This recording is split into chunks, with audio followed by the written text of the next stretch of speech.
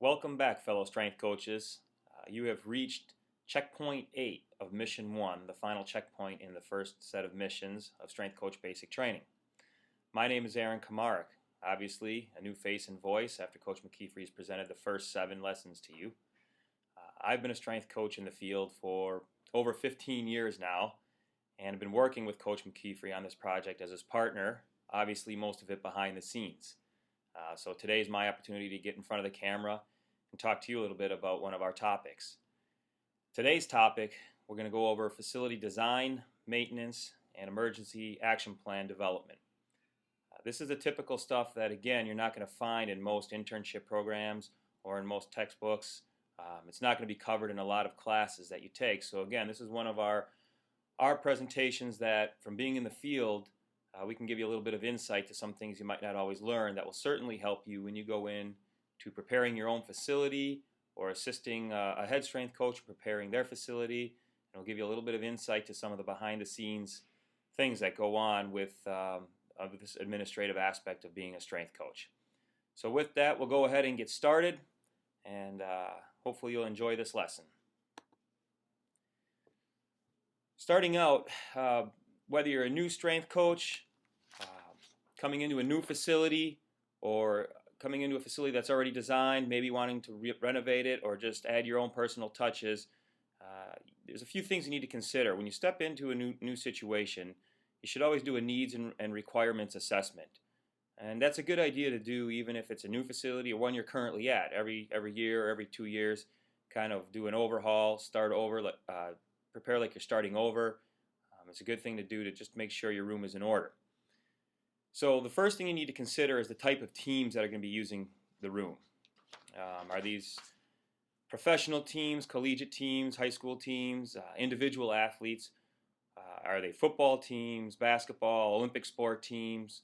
What type of teams and athletes will be using your room? Because that's going to help how you design the functionality of the room.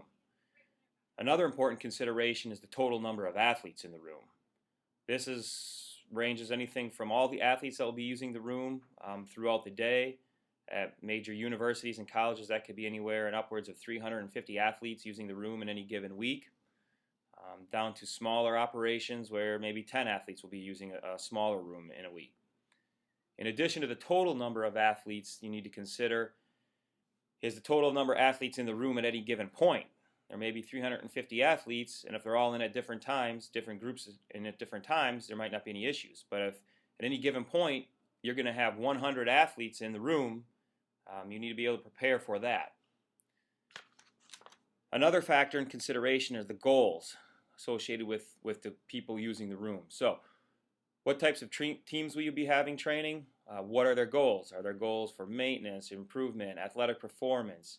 Is there a lot of dynamic movement? Will there be a lot of stationary exercises? That's another consideration for what you're doing with the room.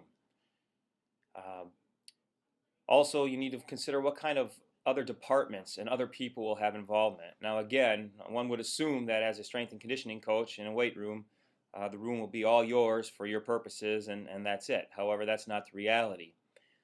In many cases, the athletic trainers will need the room for rehab if they don't have their own facilities. So they will have some needs and requirements, some issues that you may have to work around.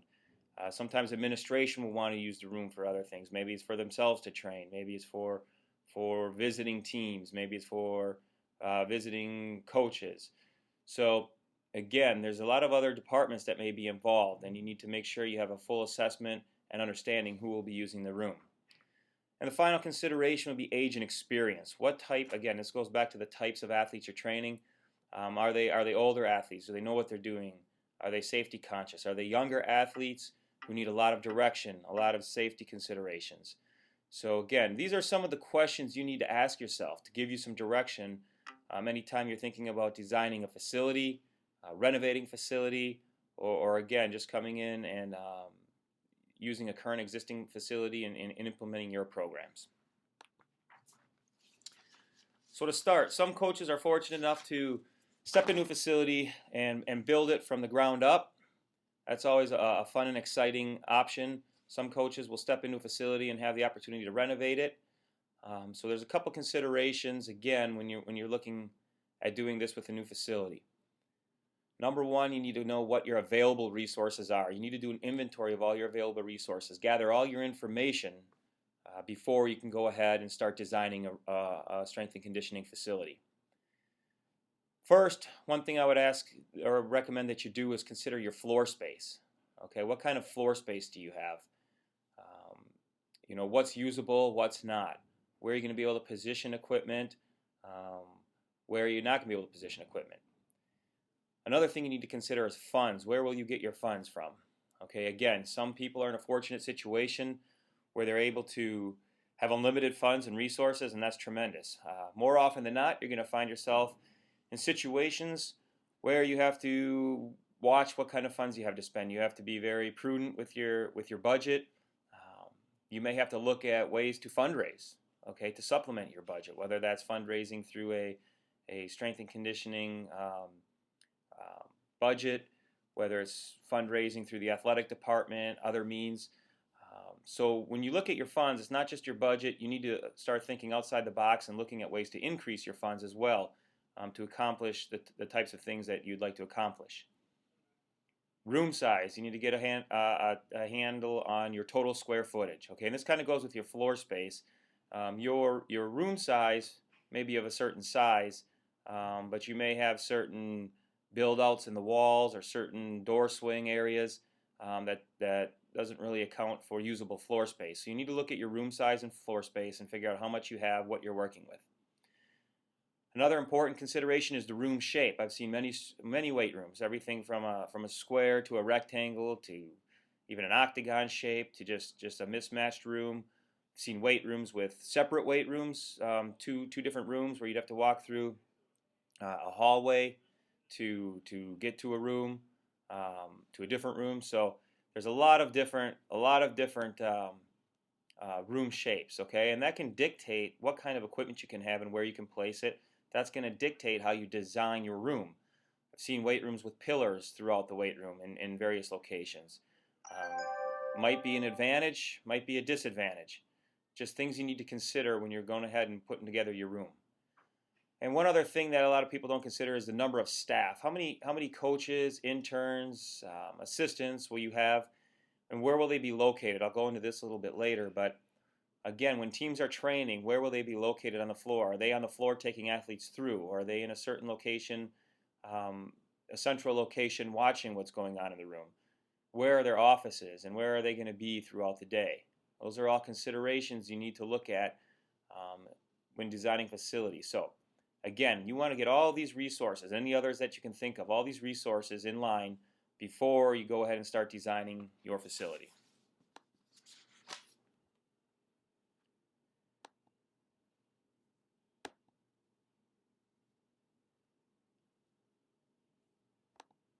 Okay, the next consideration is what kind of equipment you're going to put into a facility.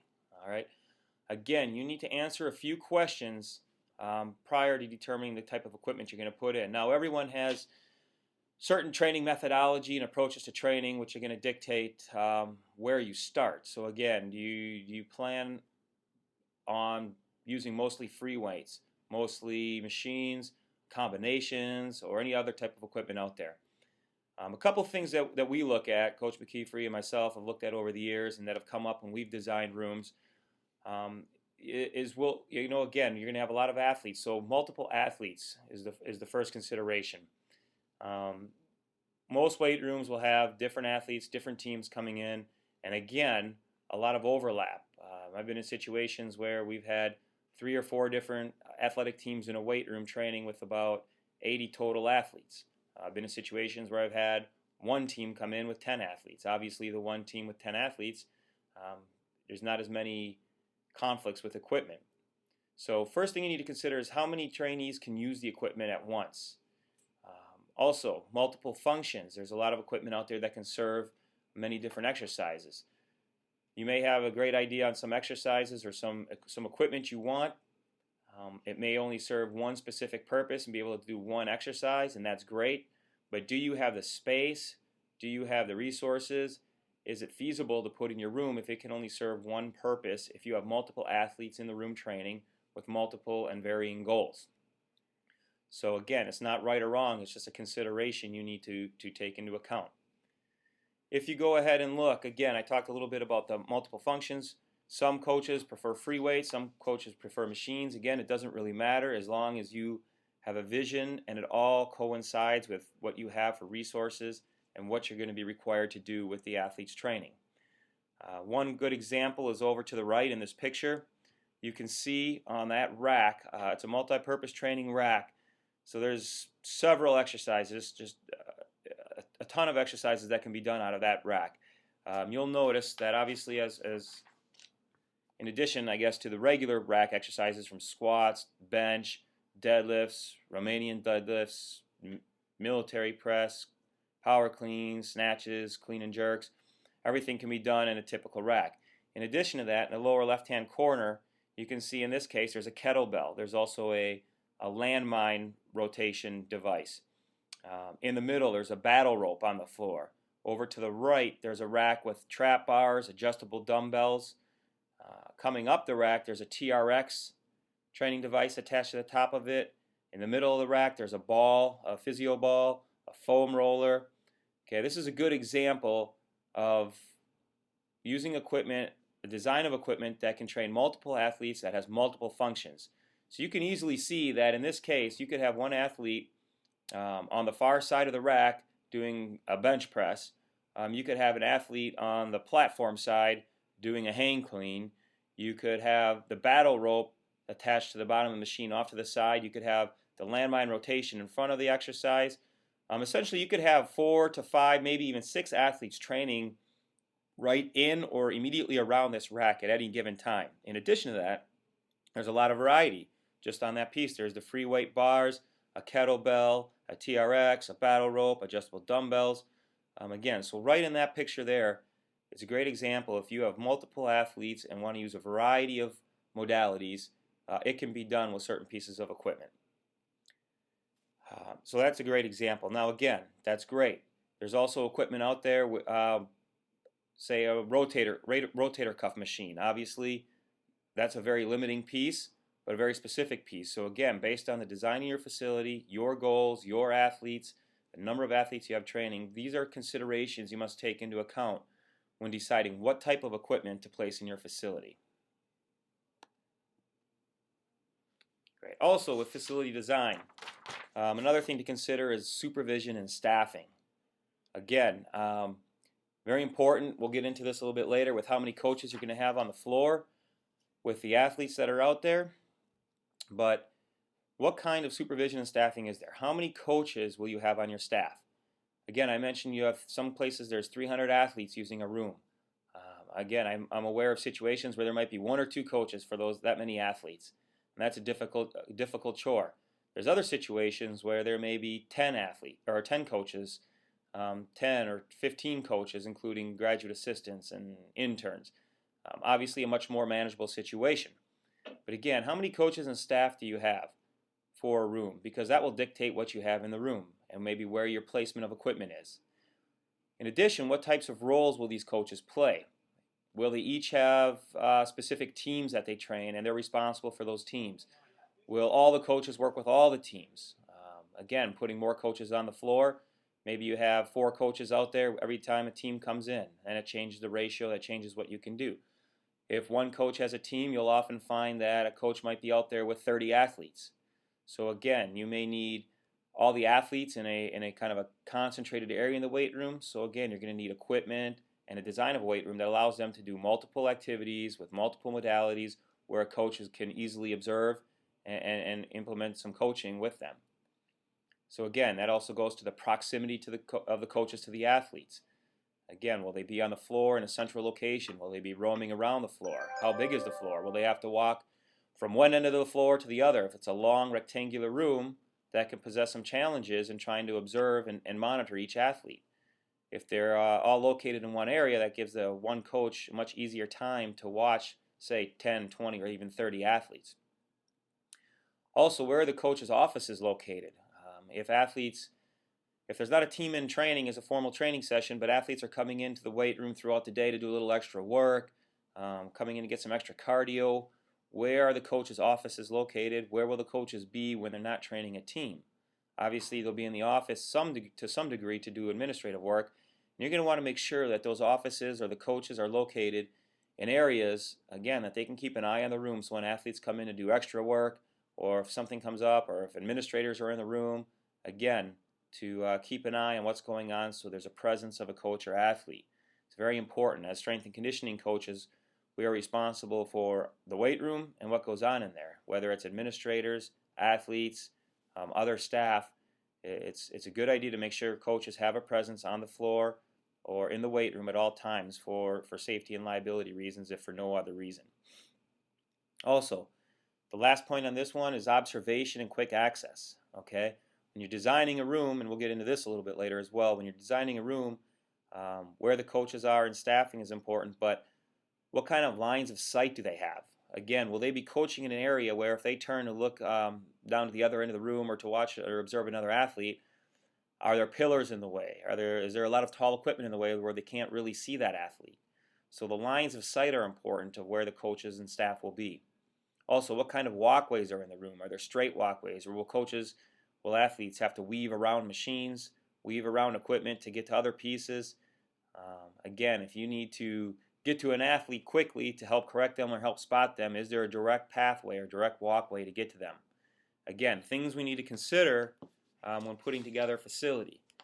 Now, what we're trying to do is give you a little bit of insight. We've, again, been in a lot of facilities, designed a lot of facilities. We've had instruction from a lot of other top professionals in the field that are still in the field or have been in the field, and a lot of it we've learned through experience. So passing this on to you, give you a little bit of heads up so when you design a room you can address some of these challenges before you get everything in and realize that it needs to be changed around. Okay, also in facility design you need to consider safety issues. Okay, and what are these? Well, emergency access and evacuation.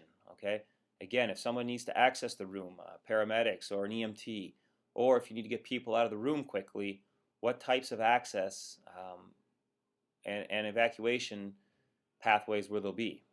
Are there doors? How many doors are there? Where are the exits? What kind of pathways to those exits are things to consider? Also, every room will have an AED and a first aid box. Where will those be placed? Again, very important to place it in the smartest and most accessible position possible, so when you need that, you can get it quickly. All right. Where is the sports medicine department or athletic trainers in relation to the weight room? Will they have access? So if you're training a team and you need to get an athletic trainer on the floor for some reason quickly, will they have quick access? I've been in facilities where the athletic training department is right next door to the weight room, and that's pretty convenient. Not only for emergency situations, but again, if an athlete comes in, has a pre-existing injury, or comes in, something happened at practice, they can't do something, usually the trainers can get in there really quick and let the strength coach know what kind of modifications have to be made in that workout. If the strength coach doesn't have any indication, he can send an intern or a grad assistant into the athletic training room. If it's right next door, they can get some quick information and get back. I've also seen situations where the athletic training and sports medicine room is not very close, and again, it just presents a challenge. So you have to design a system to get that information. But where is the weight room in location or in relation to the sports medicine department? Okay. Also, with safety issues, you've got to consider the lighting in the room. Is there sufficient lighting? How often will the lights go out? Will they need to be replaced? Typically, when new rooms are built nowadays, there's plenty of lighting, but you might want to consider that again if you're remodeling or just trying to improve a pre-existing room. And finally, what kind of flooring will be installed or is installed? Again, if you're doing a lot of dynamic movements, if you're doing a lot of explosive movements, if you're doing any type of Olympic movement that's not on a platform, if you don't have a lot of platforms, if you're doing any kind of agilities or running or dynamic movement through the weight room, what kind of flooring is installed? What kind of footing will there be? What happens when people sweat? Sweat gets on the floor. How long will it dry? How slippery is it? So definitely considerations again for safety in the room. Very important. So we've kind of covered designing the room to this point. What kind of room exactly do you have? What kind of resources do you have? We've looked at possibilities for equipment that are going to go in the room. So we've got the room, the equipment. We've considered a little bit about staffing, and we've also considered a little bit about safety. Okay, and some of these we'll go into a little bit more in depth now. Facility design. When you're arranging equipment in the room, again, some work has to be done before you just purchase equipment and put it in, or just before you decide to start moving around equipment. One thing that most strength coaches, successful strength coaches do, and I know I've done it in the past, and Coach McKeefery's done it in the past, is you must draw a floor plan. And you can see down in the picture just an example of a floor plan. It can be something done pretty formally if you bring a group in to do it, or you can take out some paper, some grid paper, go to the store, buy some grid paper, if you remember that from high school geometry, and measure the weight room, measure your floor space that you have, and then go ahead and mark that off on the grid lines. You know, equate each grid to a certain amount of feet, whether it's 5 feet or 1 foot on the grid line, whatever it is. Draw the shape of your room, okay? And then you can get the specs or the size of all the equipment you're considering putting in or what you already have. You can go ahead and take a pencil and then go ahead and start boxing off or drawing out the equipment on the floor plan. Now again, there's companies out there, a lot of the equipment companies have a service. They'll come in and do this, and that may be great, or you can do it yourself. I know in the past I've done it myself, and I find it's a little bit easier because you know what you want to do, you know what you're trying to accomplish, instead of going back and forth a few times. I found this to be a very useful tool, is to go ahead and make sure the room's drawn out, and then I start putting in my equipment, and I erase it and move it around and crumple up the paper, throw it away, and start over again. It's a process, but once I get it down on paper and go ahead and then implement it and moving the machines around in the room, it usually turns out pretty well. So when you're doing that, you want to draw that floor plan. Now, according to the book Essentials of Strength Training and Conditioning from the National Strength and Conditioning Association, there's a few things you want to consider, and I put these in there because these are things, whether it's out of that book or it's just common sense, definitely things you want to consider when you're arranging your equipment on the floor. You want to make sure you have all your high-risk activities away from windows and mirrors. Okay, again, sounds common sense, but once you just start putting equipment in, you might find out you have a barbell where someone's going to be doing a snatch pretty close to a mirror. Okay, now obviously if they lose that snatch and there's not much room and it hits the mirror, now you have a broken mirror and potential other issues. So you want to make sure you keep any high-risk activities, which include any platform lifts, anything from squats, overhead press, even bench press variations, either away from or within a safe distance from any windows, mirrors, or even any entrances and exits. You may have open space somewhere, but if it's a highly trafficked area, or if people are going to need to be getting in and out of that area, you don't want people walking by, say, a barbell when someone's trying to perform, again, a power clean and moving the bar very quickly. It's just potential for injury to both parties. Okay, we talked about the line of sight. Again, you want to keep your tallest apparatuses on the walls and try to keep your smaller pieces of equipment in the middle of the room. Again, if you have a typically shaped room that's a square or a rectangle, that allows you to, again, have a good line of sight so you can see across the room, you can see to other athletes training at that in other locations. Again, if you have tall pieces and you're trying to look around or you can't see, that doesn't allow you good monitoring of your athletes. And again, that can be a safety issue. So again, when you put your room together on the paper, it gives you the opportunity to try out a lot of different options before you actually put the equipment in your room. At that point, you still can move stuff around. It becomes a little bit more difficult. So the more you can get right in the first go around, the better. Again, the NSCA, the National Strength and Conditioning Association, according to the Essentials of Strength Training and Conditioning, recommend the following: that all weight machines and apparatuses be at least 2 feet apart. Ideally, they want 3 feet. All platform areas with their overhead space need to be about 12 feet overhead space, again, to perform some of the overhead lifting movements and variations.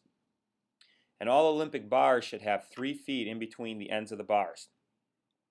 All pathways should be at least 3 feet wide. So again, you can see a picture down there of a weight room with some spacing. The pathways anyway, it's a little bit harder to see the spacing in between the equipment. Again, you're going to have to do what's best for your room. These are recommendations. There's ideal recommendations. There's minimums.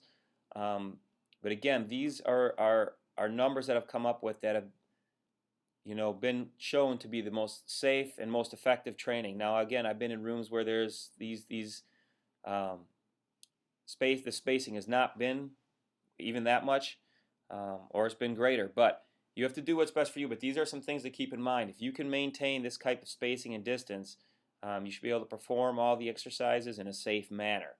If you don't, and you start putting things a little bit closer, again, you can get creative, and sometimes it can work out very well. Other times you need to be aware if you have bars that are too close, that's a potentially high-risk situation. Personnel, again, we talked about staffing a little bit earlier. In your room and when designing a room, it's important to know what kind of athlete-to-staff ratio you intend to have. Again, there's been situations where coaches are comfortable with one coach training 30, 40 different athletes. And that may work for the situation they're in. Again, if the room is designed in a manner where the coach can properly monitor all those athletes, it may work out. Okay? If you have a goal of, say, having athlete-to-staff ratio of lower than 1 to 30 or even down to 1 to 10, I mean, that's great. Again, the National Strength and Conditioning Association kind of sets that range of 1 to 10 to 1 to 30 as the standard. I think all strength coaches out there would love to have a ratio of less than 1 to 10. I mean, maybe 1-on-1 would be great. But again, what kind of personnel do you have? What's your ratio? And how will that fit into the weight room? Some programs, such as the one Coach McKeefery's been involved with, have sometimes had up to 12 interns with maybe 2 GAs and a strength coach out on the floor at any given time. It makes things much easier because of all the coaching and supervision. Again, other places, there may be one coach for 30 athletes. So when you design the room, that's one thing to consider.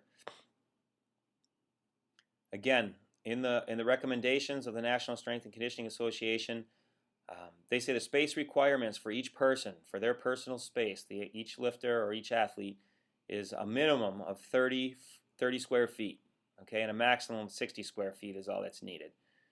Again, just some numbers for you to look at, but again, the ratio is dependent on many factors: how many staff you have, the athletes, and the types of training routine you're doing.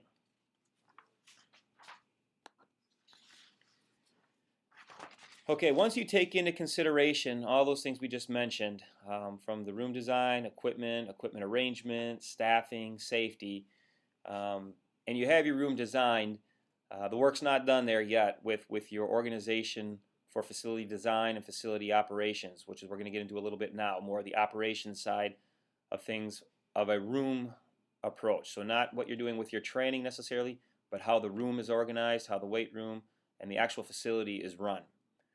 So you're going to have to develop a document with rules and policies. Now again, most people have that, and it's kind of understood that everyone needs to have rules and policies. But a couple things you need to consider that are a must in those rules and policies. Okay, and that's you need to have the hours of the weight room, what kind of dress or what kind of apparel will athletes be allowed to wear, any waivers. Now a waiver is important. You can have that for the athletes. Typically in a collegiate setting or in a professional setting, athletes, when they participate with their teams, there's an assumed waiver or there's a waiver in there, and you don't have to worry about that. But you may have to have a waiver for athletes training. More importantly, you want to make sure you have waivers, say for staff members or administration who are going to come down and train. Some of those people are not covered through an institution's insurance plan. So again, to cover yourself, to cover the institution, you want to have a waiver drawn up, or you want to draw up a waiver for staff members and administrators. And typically they have no problem signing that because they know they're not covered on that insurance. You also want to have a waiver drawn up for visitors using the weight room. Again, that might be visiting coaches in for a seminar, and they might want to get a workout in. That could be visiting teams or athletes. If one of the Olympic teams is traveling around the country, playing different schools or different organizations, and they're in an area they're looking to train somewhere, they may use your facility or want to use your facility. So you're going to want to have a waiver ready that they can all come in and sign, again, to make sure you release yourself and your institution of any liability. Next thing is a prior orientation. Again, very important. You probably want to consider doing a formal orientation with all your athletes prior to using the weight room. I typically make sure I do an orientation with my athletes at least once a year. At a university or institution such as that, a particular athlete may get the same orientation or very similar orientation 4 years in a row. That doesn't hurt because it's a refresher. But new athletes coming in, again, you need to teach them all the rules, all the expectations, all the techniques and training that you're going to be looking for them to adhere to. So very important to do an orientation for all athletes. Again, if you get a new athlete midway through the season, you're going to have to sit down with that person one-on-one and just orientate them. Now, some people have their athletes sign an agreement form after that, sort of a informal contract, saying that the athlete understands the rules and the policies, and therefore, if there's any conflict in the future, a strength coach can pull out the form, present it to the athlete, and say, "Remember, I told you." That you need to wear X, Y, and Z in the weight room, and you haven't been complying. Here's your signed agreement. So again, when you're going to administration or you're going to a coach, letting them know that there's an issue with an athlete, that would prove that the athlete was made aware of the certain rules and policies. Again, some places do that, some don't. It can be an assumed agreement once the orientation has been done and the coaching staff's been informed that all athletes have been orientated. Okay, so that's a few things, some general ideas for rules and policies. On a side note, you also want to look at developing job titles and responsibilities for your staff. So again, when you're putting together the policies and rules for the room, you want to delineate specific responsibilities and titles for your staff. So again, we talked about designing this emergency action plan, and we'll get into that a little bit later as well. But which particular staff member will be assigned to, say, spearheading that project or in charge of that or keeping that updated? Again, that's something about staff development, which will be covered in strength coach basic training as well. But it also fits into this checkpoint because you want to make sure you have your staff assuming responsibility for certain aspects of the weight room, whether it's design, whether it's maintenance, whether it's emergency action plans. And they're keeping up on those, updating those regularly, making sure the work's getting done. And you as a head strength coach, or maybe even associate strength coach, will be able to go to that person, one-point person, make sure it's getting done, and it builds in a little bit of accountability. Okay, so a little bit more specific, I want to go over, for example, some current policies of ones that we have in place right now and what it might look like. So when our athletes come in, they train, they get this, during the orientation, they're going to get a copy of our operations and policies and rules, basically rules and procedures. So we have something speaking about access. When are athletes allowed into the facility? Is it only during their scheduled training times? Are they allowed to come in any time throughout the day? Can they come in certain hours? So you want to make sure you delineate certain times of access. That gives you more control over the room. You want to know who's in the room at any given point, again, mostly for safety issues, but also to allow your staff there to be attentive to the needs of the athletes. Next, excuse sessions. Who can excuse an athlete from a training session? What we've done and what I've done in the past in the collegiate setting is either the head coach or a member of the coaching staff, an academic advisor, or one of our sports medicine or athletic trainers are the only three bodies or the only three entities that can excuse an athlete from a training session or excuse them for being late. Okay, whether it was their family doctor, whether it was their teacher, or even another player, or whatever it may be, no one else can excuse them from a training session, and we've seen it all. But really, you want to make sure you know and the athletes know who can excuse them. So when they have a class and they're going to makeup test and they're going to miss a training session, who is responsible for getting that message to you as a strength coach that will excuse them for that training session? Okay. Times, what times are the weight room? What times are operations of the weight room? Do those vary? If you post hours or if the athletes know that, you want to make sure that you have the times listed. What kind of dress can be worn in the weight room? Do you expect all the athletes to be in the same shorts, same shirt? Do their shoes need to be tied? Can they wear hats? Can they wear jewelry? Again, not a right or wrong answer. Each strength coach has a different approach and a different goal in mind. As long as you delineate that, write it down, make sure the athletes know that. That should be included in your rules and policies. Room responsibilities. Make sure the athletes know that they may have responsibilities, such as cleaning up after themselves. Maybe some places afterwards they make the athletes sweep the weight room. Some athletes just have to make sure they put their weights back. Whatever it is, the athletes will have certain responsibilities in addition to maybe spotting other athletes and assisting the coaches, setting up, taking down, so breaking down. So make sure that the athletes know their room responsibilities, and that's written out. If you have offices, storage rooms, a nutrition center, again, what are the policies for those areas? Can athletes access those? Can only coaches access those? What kind of stuff are you going to keep in your storage room? And again, can athletes go in there and get that, or is that something they're not allowed to do? Again, something you want to write down in your policies. Your music, again, it sounds pretty crazy, but if you have multiple teams in and only one stereo system, what is your music policy? Is that something coaches will control? Is that something seniors will control? What's your policy and rules on music? Electronics, are athletes allowed to wear headphones and have iPods with them at any time in the room? Is it okay for them to wear it while they're doing extra cardio on their own? Is it okay if they're doing their own lift, additional lift? Or is that forbidden any time on the floor? Something you want to consider and have in your rules and policies.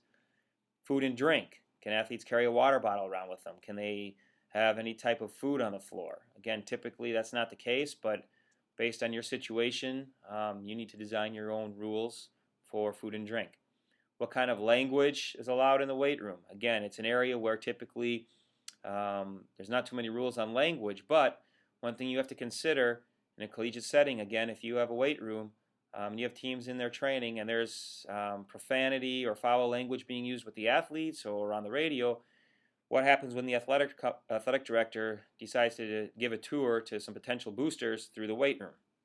Or another coach brings in a recruit into the weight room to show them the weight room.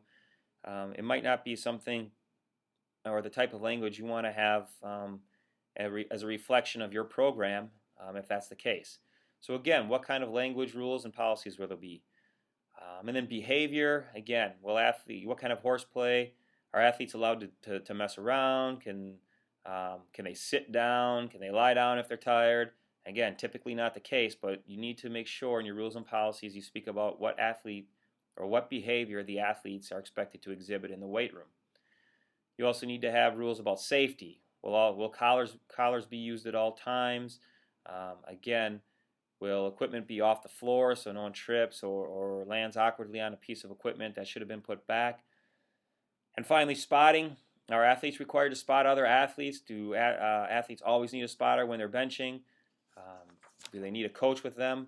Again, if you look over this current policies, these are things that we have in our facility right now and using, but there are just some considerations when you're designing a program, designing rules and policies that you need to make sure that you spell out on a piece of paper, on a document that you can distribute to make sure everyone's fully aware. Okay, we're going to shift gears now and talk a little bit about operations as it relates to maintenance and cleaning. Again, something that has to be done, but it's kind of a foregone conclusion or not really covered in a lot of formal programs or other internships or educational aspects of becoming a strength and conditioning coach. Why is it important? Number one, to make sure all your equipment functions properly. Okay, I think that goes without saying. Also, it's important for the life of the equipment. The better in shape you keep a certain piece of equipment, the longer it's going to last you, which means if you have that equipment lasting you longer, you can use next year's budget to buy new pieces of equipment as opposed to replacing equipment that's falling apart. Also, for legal purposes, we got to make sure you keep the room maintained and cleaned for safety. If something breaks and an athlete gets hurt, okay, that's a consideration.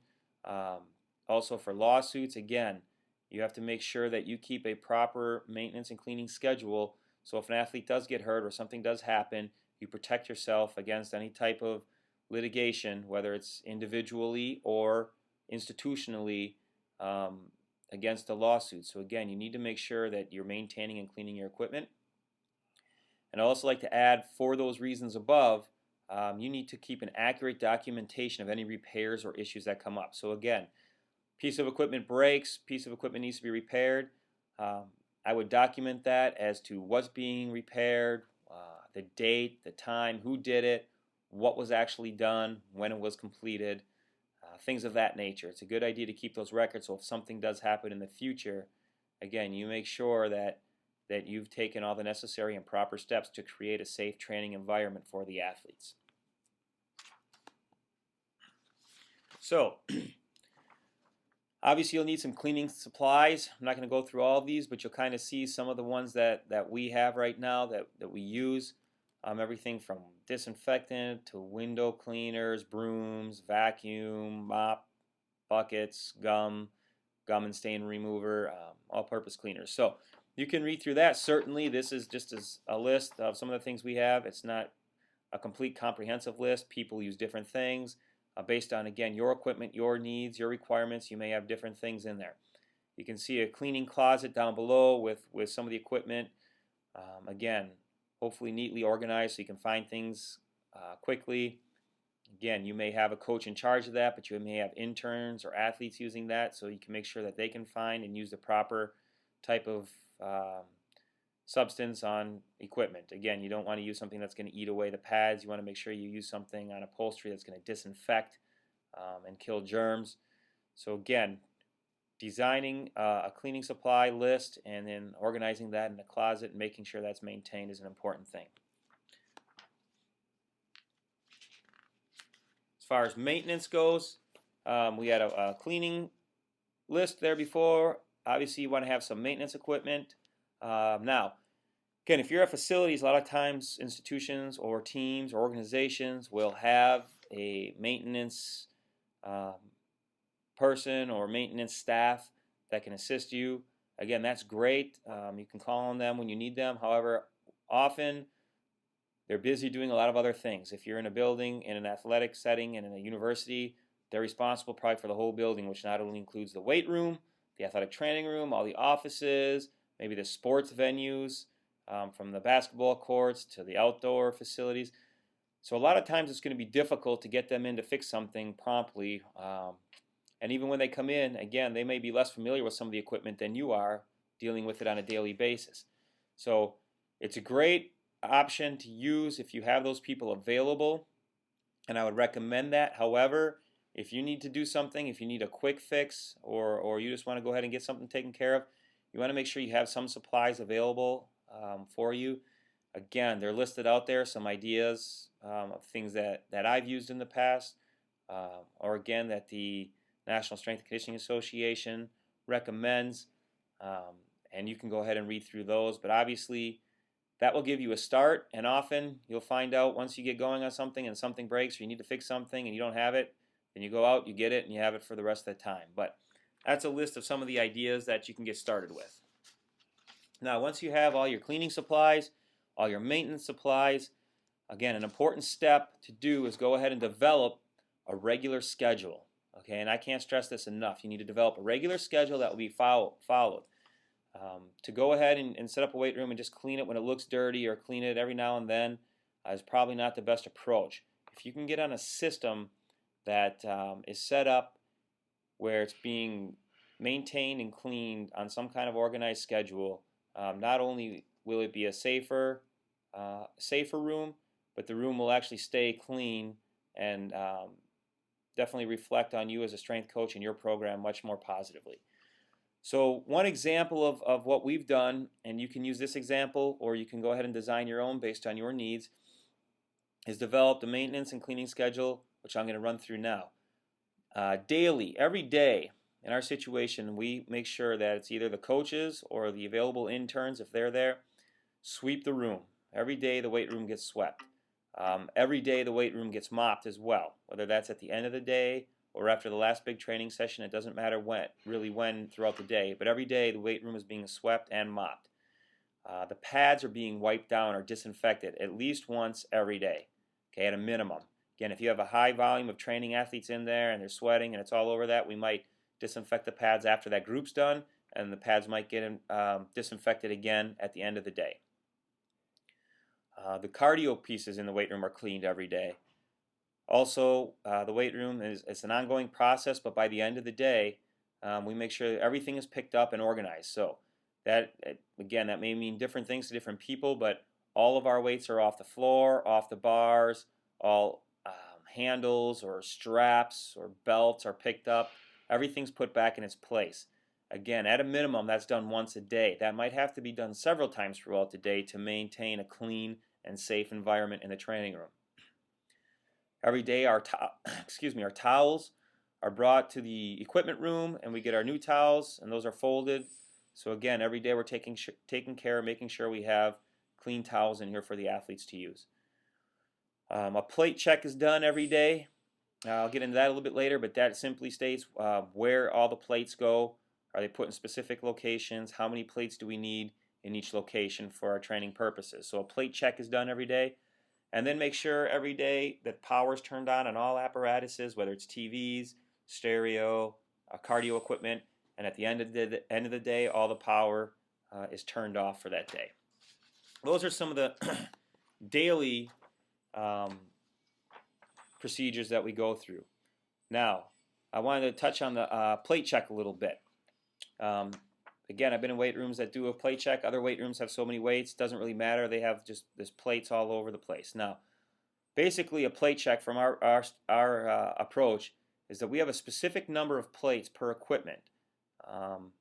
So what we do is we figure out the minimum number of plates to achieve all weights. So again, if you have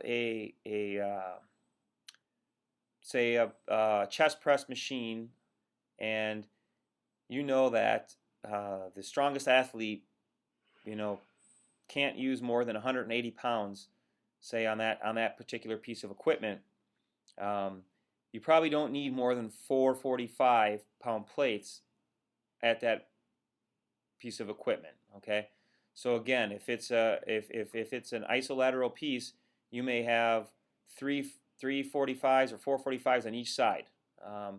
And then it serves no purpose really to have 5 or 6 or 7 there. So basically what you do is you go through and figure out how many plates you need to achieve all the weights, ranging from the strongest or the weight that will be used the most down to the lowest. A lot of times, for example, on a bench press, if you have athletes, say, that can't handle more than 4 45s on each side, if you had 4 45s, a 25, 2 10s, a 5, and a 2, you would be able to achieve everything from 4 45s down to no weight on the bar. You can essentially create all those weights in between there with that given equipment. Now, why is that important? Well, number one, you'll never have to search for weights. Okay, so it's very efficient. So if you have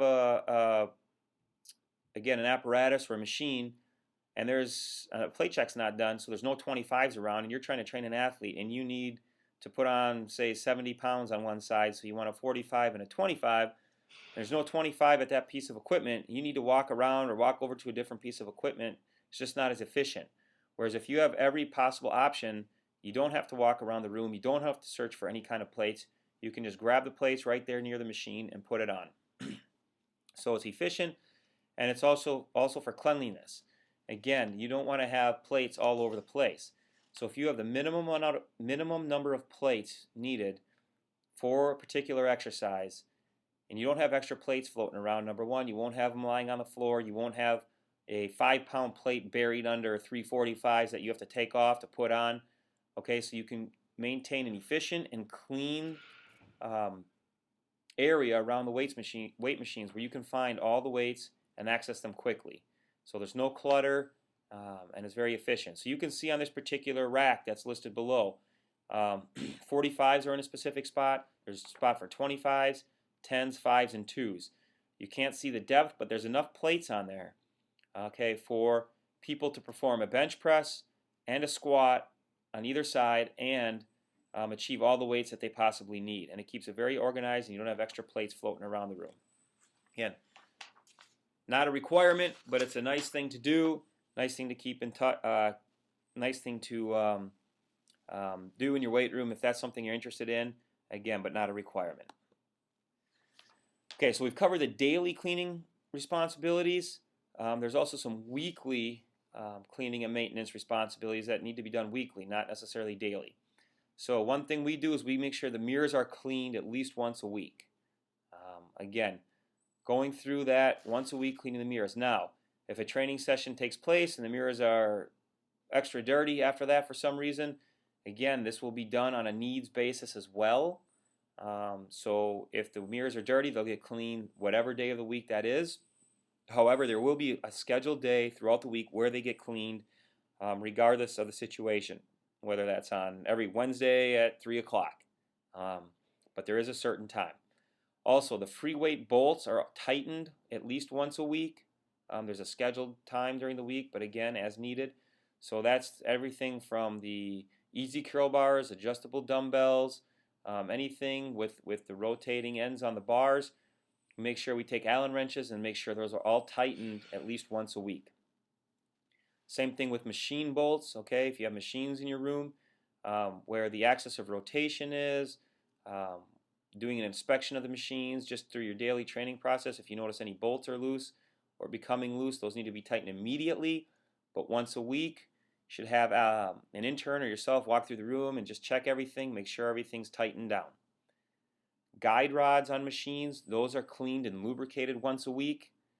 And then we make sure we also have all of the cleaning supplies filled once a week. Again, that might sound something that's common sense, but in past experience, a lot of times interns will clean or athletes will clean and use disinfectant, and no one says things are getting low, and next thing you go to use a disinfectant or a spray and it's empty, and then it's the middle of a training session, you're trying to track down some more of it. So again, if you have a scheduled time once a week to make sure everything is cleaned, everything is in proper working order, everything should run smoothly. A monthly or bi-weekly schedule, again, this can be something that's based on what your needs are.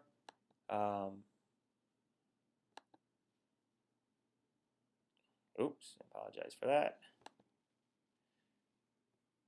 Based on what your needs are, you may need to clean the frames of your equipment. Okay, when the frames sit there, there's a lot of dust and sand and dirt tracked in. To keep those looking clean, operating correctly, all the frames should be wiped down and cleaned. Now again, that just doesn't mean the areas that you can see. We make sure that, say on this particular piece of equipment, that we are getting on top of the machine, cleaning all the dust and dirt off there, cleaning underneath. Again, on top of the machine, you might not think it's that important, but if for some reason there's a two-tier weight room, such as the one you see here, there's an upper level and a lower level, and again, to reflect properly in your program, to maintain a nice, clean, organized room. If the athletic director is walking through some boosters or visiting coaches and they see on top that the machine hasn't been cleaned in a year and there's dust and dirt, it just doesn't reflect very well on a professional program that you're trying to run. Also, we make sure at least monthly or every 2 weeks we grease or lubricate all working parts that need to be done. Machines nowadays, there's not a lot of that. They're designed well enough, but again, you want to make sure any working pieces, whether it's chains or cams, that they receive proper grease and lubrication at least monthly or bi-weekly. And annually, you want to make sure that, or at least two times a year, 1 time a year, 2 times a year, 3 times a year, whatever it may be, that you have some kind of service done on your cardiovascular machines and your strength training machines. Again, if you're keeping up on the equipment, it should be fine, but it's not a bad idea to bring in one of the vendors or bring in a local equipment repair company to come in, take apart the equipment, do a real formal cleaning, getting inside, lubricating, making sure belts are tight, making sure belts are working properly, the electronics on equipment. So again, that may be a cost that you have to incur, but typically it's not too expensive. Again, annually, make sure you go through and check and repair all upholstery issues. Those become frayed or worn out throughout the year. Again, you can do it on an ongoing basis, but it's a good idea to kind of do a full inventory and get it all done at one point through the year. Again, as I mentioned, inspect all the equipment. That's in cables, belts, moving parts, anything like that. And then any other major repairs, make sure at least annually you're going through, looking at the floor, looking at the walls, looking at the mirrors, what needs to be replaced, what are some of the bigger projects that need to be fixed. Again, so that kind of gives you an idea of what you need to be doing. And what we do here daily is to have a schedule for daily cleaning, to have a schedule for weekly, monthly or bi-monthly, and then annually. And there's certain things that fall into certain categories based, again, on your needs and your requirements. I want to kind of shift gears to the last part of this checkpoint. Very important thing to cover, and that's having an emergency action plan. Obviously, the weight room is an area that can be high risk. There's a lot of athletes performing complex movements, athletes pushing themselves hard. So this is a very, very important aspect that you need to make sure you have addressed in your facility. Again, whether you're a head strength coach, whether you're an assistant, recommending to the head strength coach to have this, or taking on the responsibility yourself and getting it done. But very important. You hear all the time about injuries occurring in the weight room. Sometimes, whether it's in the weight room or on the conditioning field, the worst thing possible would be a death that could occur. And obviously, you want to try to prevent that or have an action plan in place should something happen in case there's an emergency. Again, it's a high-risk situation. Things like that are going to happen, but you have to prepare as best you can to address those. So, developing an emergency action plan. The first thing I would say is use your resources, okay?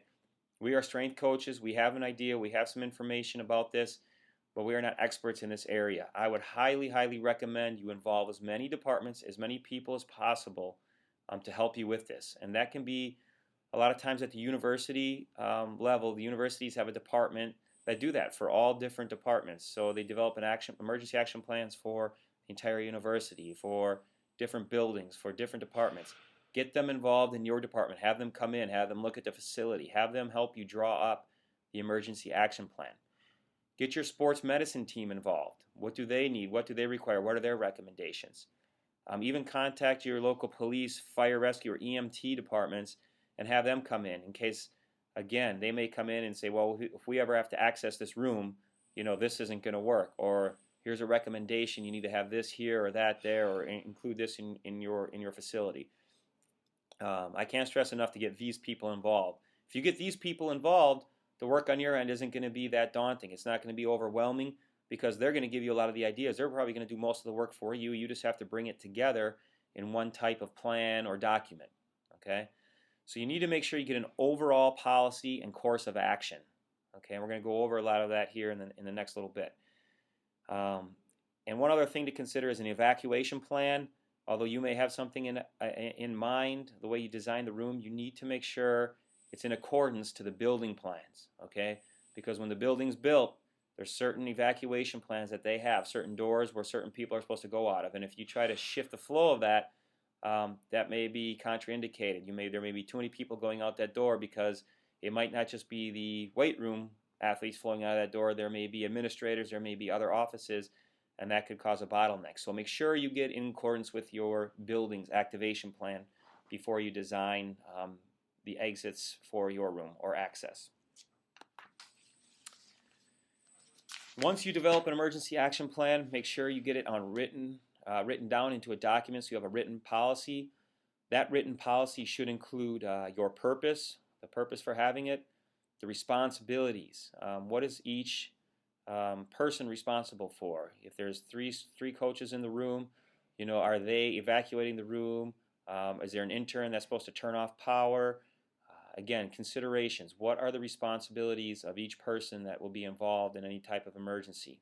When sports medicine personnel arrive or EMT arrive, what kind of responsibilities shift? Does a strength coach step back? Is the strength coach still involved in what's going on? So again, make sure each responsibility is delineated. Procedures, so what kind of procedures will take place? We'll go over that here in a little bit, but those need to be included in the emergency action plan. Operational items, such as the location of items. Where's the AED? Where, again, is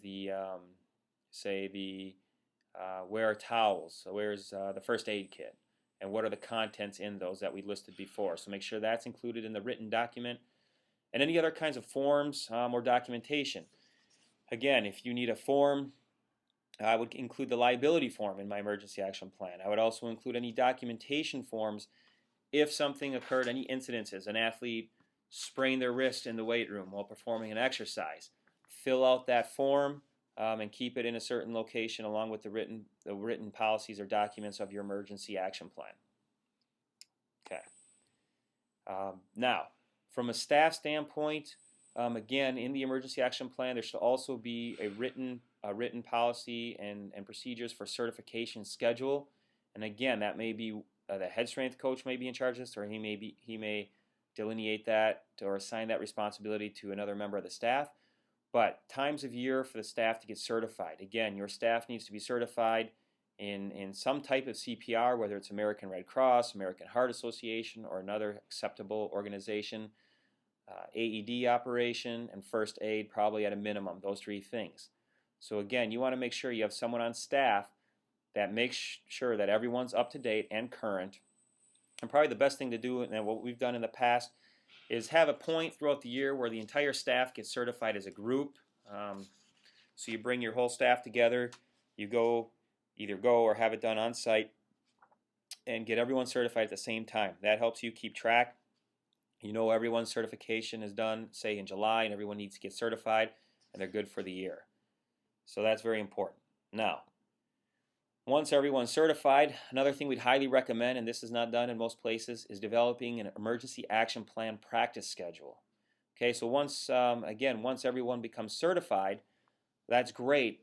But another thing, again, to make sure that you cover yourself as best possible is to have a practice schedule set up. Now, someone could be in charge and, again, set up a staff training session, a formal review session where maybe the staff comes together during a weekly meeting or a monthly meeting, and a portion of that or the entire meeting is dedicated to reviewing emergency action plan procedures.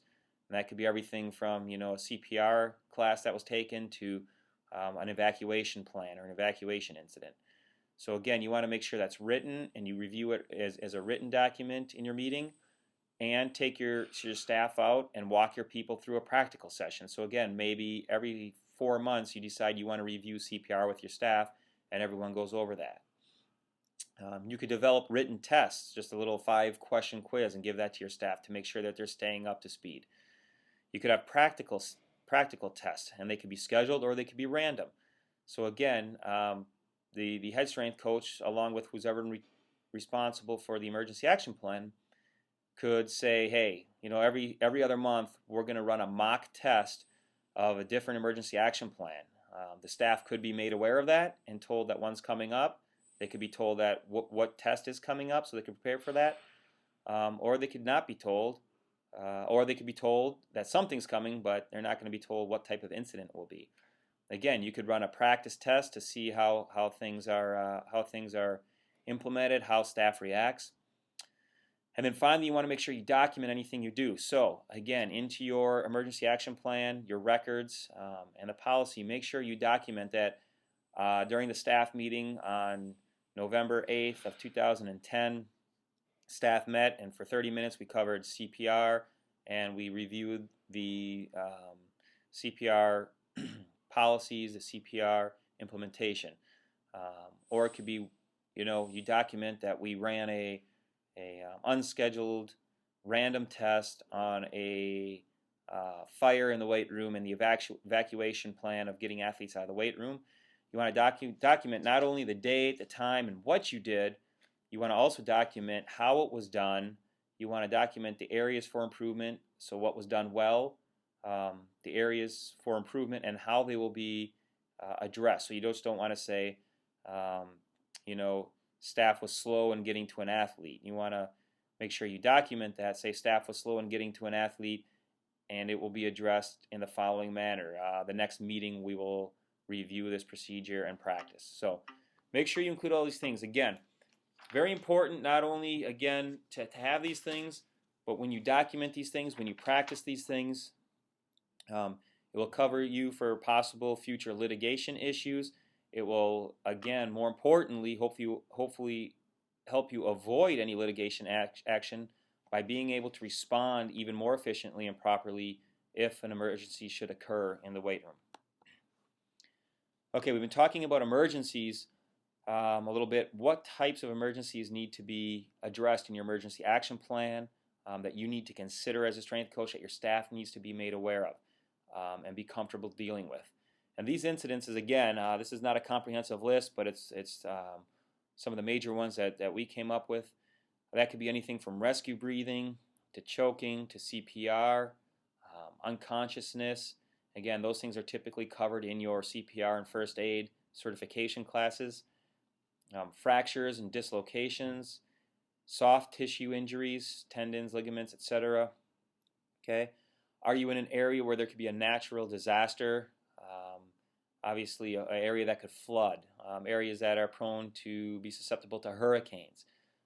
Again, that's an external type of event that could happen you need to be aware of. Fires, again, if a fire occurs in the weight room or the building, how are you going to react? And one that's unfortunately becoming more prevalent these days on campuses at universities is if there's a shooter on campus. What happens when, again, someone shows up on campus with a gun or shots have been fired in your building, near your building? What kind of action plan is in place for that?